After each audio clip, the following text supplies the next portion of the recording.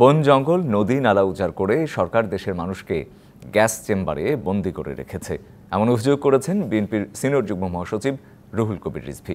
সকালে রাজধানীর পল্লবীতে চলমান তাপপ্রবাহের মধ্যে পথচারীদের মাঝে ঢাকা মহানগর উত্তর বিএনপি আয়োজিত পানীয় খাবার স্যালাইন বিতরণ কর্মসূচির উদ্বোধনীতে এই মন্তব্য করেন তিনি। বলেন, ক্ষমতাসীনেরা দেশকে লুটপাটের আখড়া বানিয়েছে, দেশের নদী নালা খালবিল বিলুপ্ত হয়ে যাচ্ছে, কয়লা পুড়িয়ে তাপবিদ্যুৎ কেন্দ্র করায় ভবিষ্যতে দেশ উজাড় হয়ে যেতে পারে বলে শঙ্কা জানান রিজভী।